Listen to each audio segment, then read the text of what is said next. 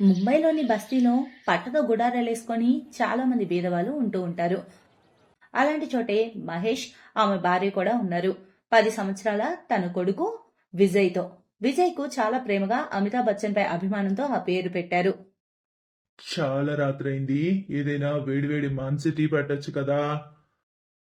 ఇప్పుడే చేస్తాను. అప్పటి వరకు మీరు విజయ్తో ఆడుతూ ఉండండి. అప్పుడే అక్కడికి పక్కనే ఉండే ఒక 8 సంవత్సరాల పాప రాగిణి వస్తుంది. అంకుల్, అంకుల్, మీరు ఒక్కళ్ళే ఆడతారా? నన్ను చేర్చుకోరా ఆటలో? రాగిని, నువ్వు ఆ రామ్మ కలిసి ఆడుకుందాం. విజయ్, నేను సరదాగా అన్నాను. నేను ఆడుకోవడానికి కాదు. ఆంటీ దగ్గర నుంచి కొన్ని మిల్క్ తీసుకెళ్ళడానికి వచ్చాను. ఆ రామ్మ, లోపలికి రా. అవిగో పాలు. నీకు కావాల్సినన్ని తీసుకెళ్ళు. రాగిని లోపలికెళ్తుంది. అక్కడి నుంచి పాలు తీసుకుని వెళ్తూ మళ్ళీ వెనక్కి తిరిగి విజయ్ వైపు చూస్తూ నవ్వుతూ చెప్తుంది, రేపు పగలొస్తాను. మనం బాగా ఆడుకుందాం, సరేనా? సరే రాగిని, కానీ నువ్వు త్వరగా లే. పొద్దున్నే స్కూల్ కు త్వరగా వెళ్ళాలి మనం. సరే విజయ్, బాయ్. రాగిని అక్కడి నుంచి వెళ్లిపోతుంది. కానీ విజయ్, రానా, మహేష్, అతని భార్య ఒకరినొకరు చూసుకొని నవ్వుకుంటారు.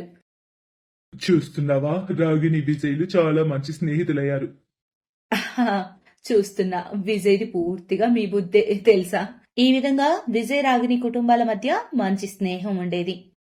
అలాగే రాగిని, విజయ్ల మధ్య కూడా చిన్నతనం నుంచి మంచి స్నేహబంధం ఉంది. ఇద్దరు కలిసే స్కూల్ కి వెళ్లి వస్తూ ఉండేవాళ్లు. అంతా బాగా నడుస్తూ ఉండగా అప్పుడు ఒకరోజు సడన్ గా సునామీ వస్తుంది. ఆ సునామీలో ఆ బస్తీ అంతా నీళ్లలో కొట్టుకుపోతుంది. విజయ్ కూడా నీళ్లలో కొట్టుకుపోతూ ఒక రాయి తగిలి ఆ రాయిని ఆపుగా చేసుకుని నిలబడతాడు. అప్పుడు ఆ రాయిని పట్టుకుని రాగిని ఏడవడం అతను చూస్తాడు. విజయ్, నా అమ్మ నాన్న నీళ్ళలో కొట్టుకుపోయారు. రాగిని, నా అమ్మ నాన్న కూడా ఎటు కొట్టుకుపోయారో తెలియడం లేదు. బాధపడకు, మనం ఒకరికొకరు సాయంగా ఉందాం. విజయ్ అమ్మ నాన్న.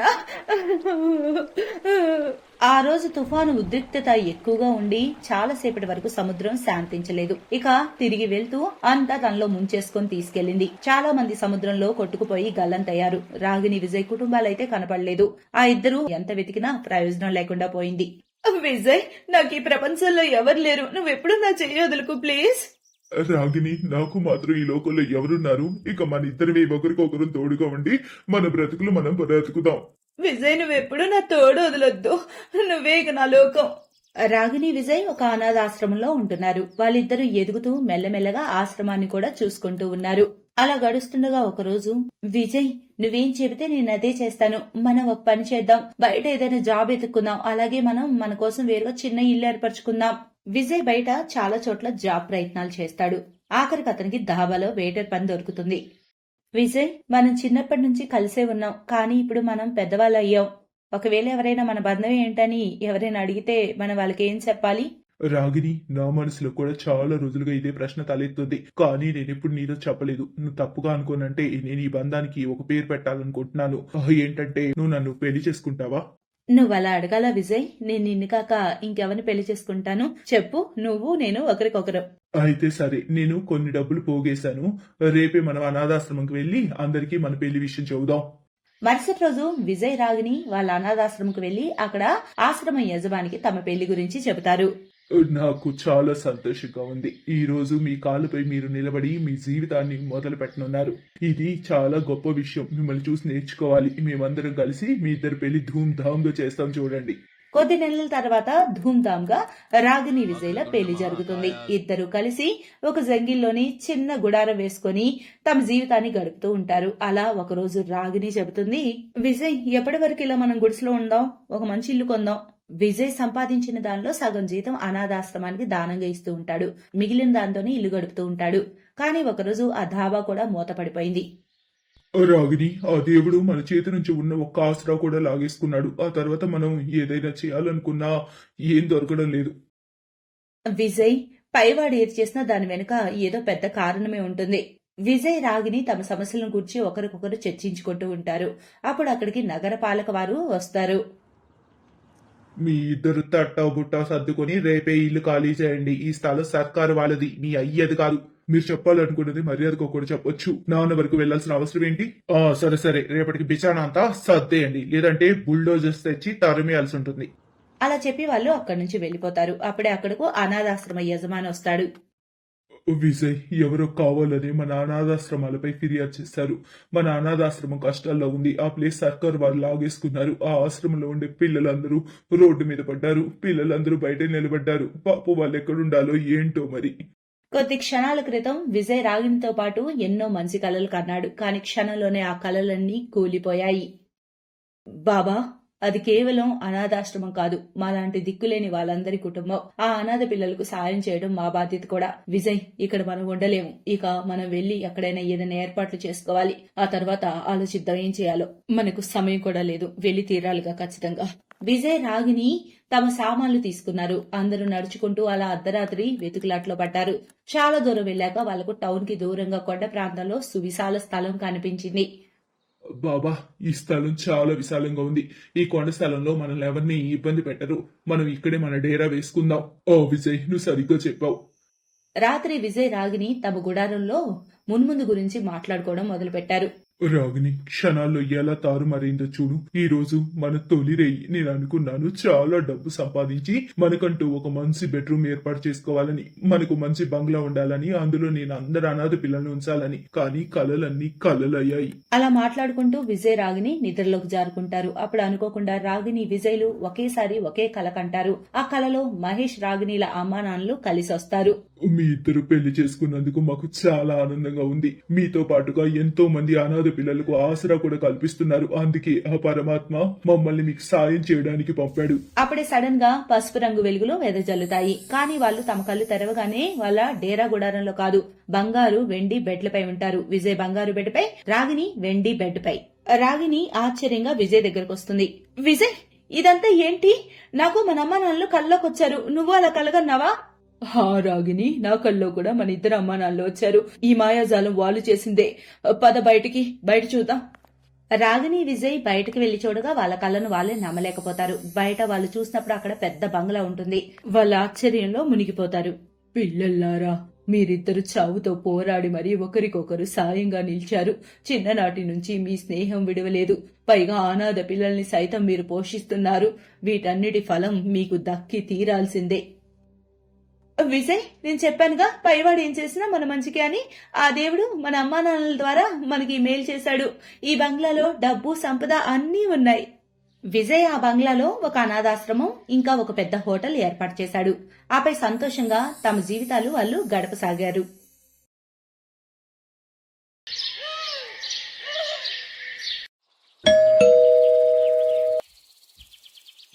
అరే కమలా, నా చిన్న కొడుకు కొద్ది రోజుల క్రితం విదేశాల నుంచి వచ్చాడు. తనకు పెళ్లి చేయాలనుకుంటున్నాను. ఎవరన్నా అమ్మాయి మంచి అమ్మాయి ఉంటే చెప్పు.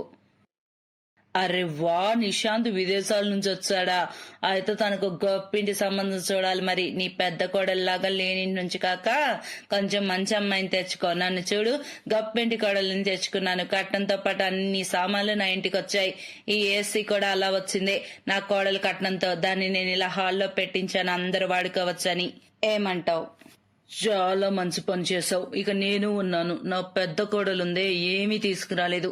ఇక నా ఆశలన్నీ చిన్న కోడల మీదే. అందుకే మంచి డబ్బున్న పిల్లని చూడు మా నిశాంతికి. అరే నువ్వేం బాధపడకు, నిశాంతికి మంచి డబ్బున్న సంబంధం చూస్తాను నేను. అలా కొద్ది రోజుల తర్వాత ఒకరోజు కమల డబ్బున్న అమ్మాయి సంబంధం నిశాంతి కొరకు తీసుకొచ్చింది.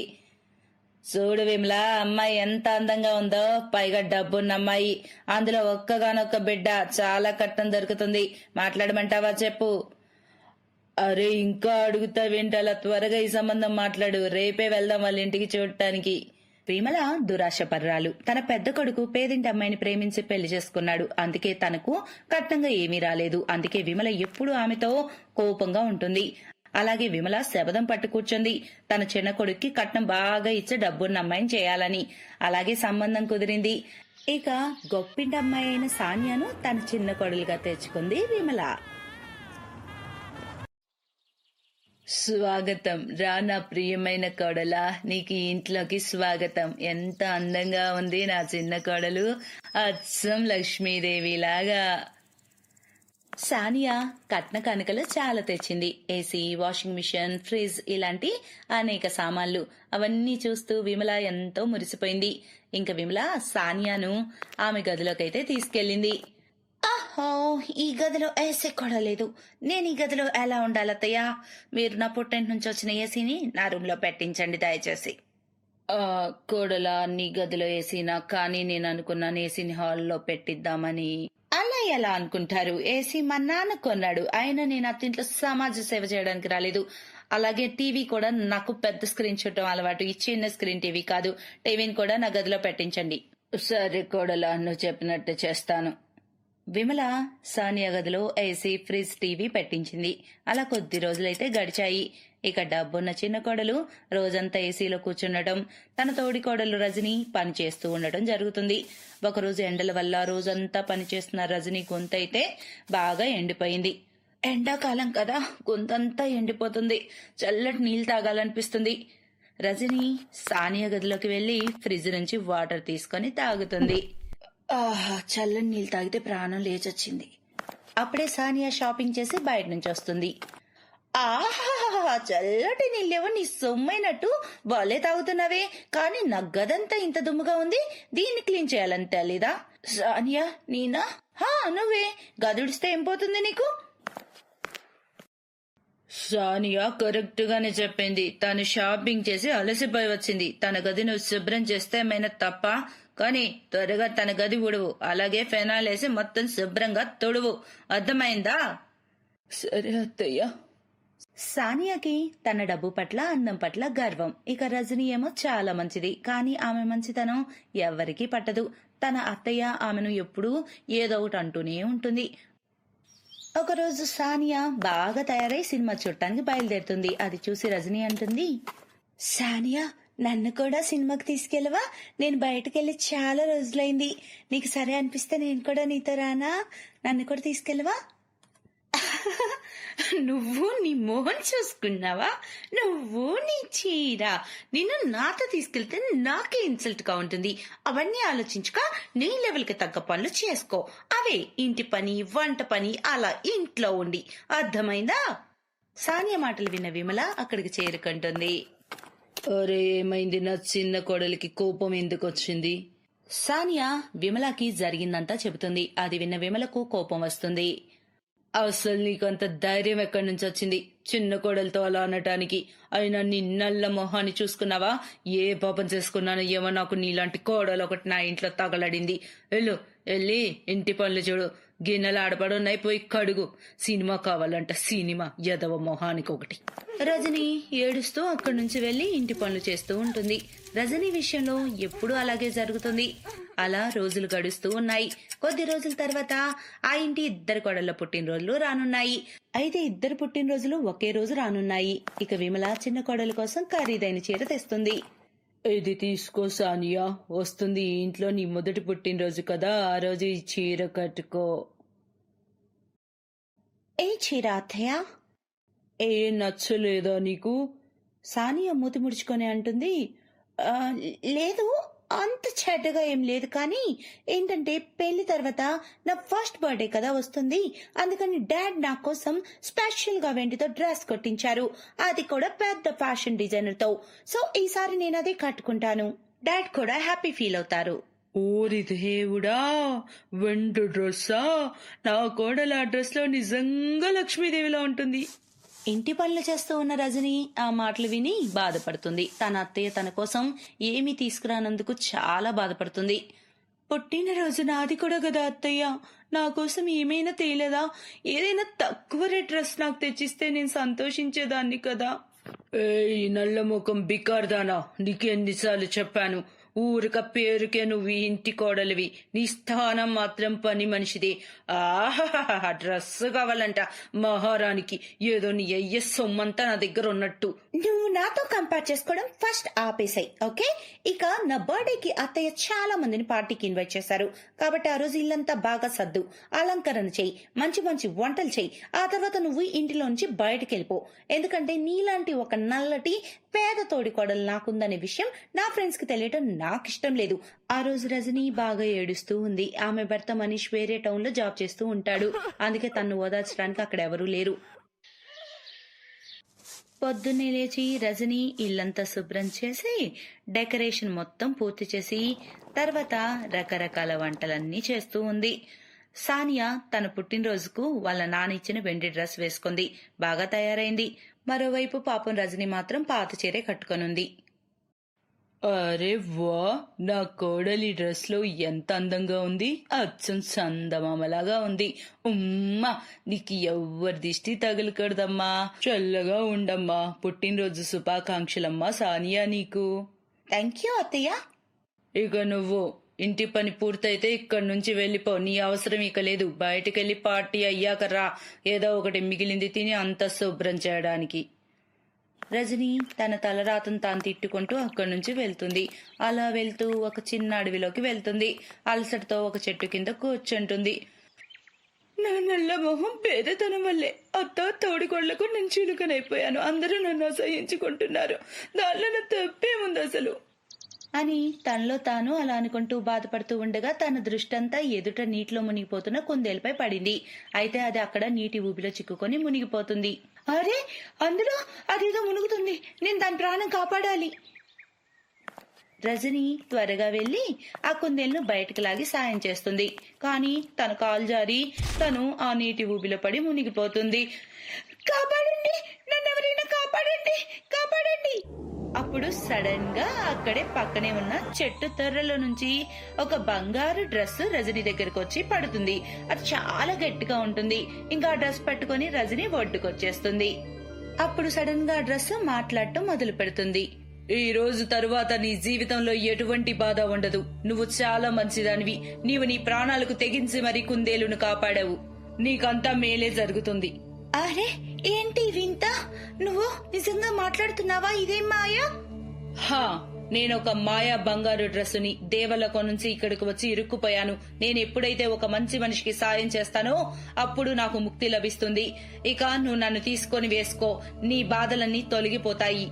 ఆ మాటలు విన్న రజని ఆ డ్రెస్ వేసుకుంటుంది. ఇక ఆ డ్రెస్ వేసుకోవడంతోనే తను చాలా అందంగా మారిపోతుంది. రజని చాలా ఆనందిస్తుంది. ఆ డ్రెస్ వేసుకొని రజని తన తోడి కోడలు బర్త్డే పార్టీకి వెళ్తుంది. ఆమెను చూసి అందరూ ఆశ్చర్యపోతారు. ఇదేంటి, నువ్వు బంగారు డ్రెస్ వేసుకున్నావు? అసలు నువ్వింత అందంగా ఎలా అయ్యావు? రజని జరిగిందంతా చెబుతుంది. అది విని సానియా కళ్ళు తేలేస్తుంది. రజని ఆ బంగారు డ్రెస్ సాయంతో సొంత బంగళా కూడా కొనుక్కుంటుంది. ఆ ఇంట్లో అన్ని రకాల కావలసిన సామాన్లు ఉంటాయి. ఇక ఆ ఇంట్లో రజని తన భర్తతో కలిసి ఎంతో సంతోషంగా ఉంటుంది.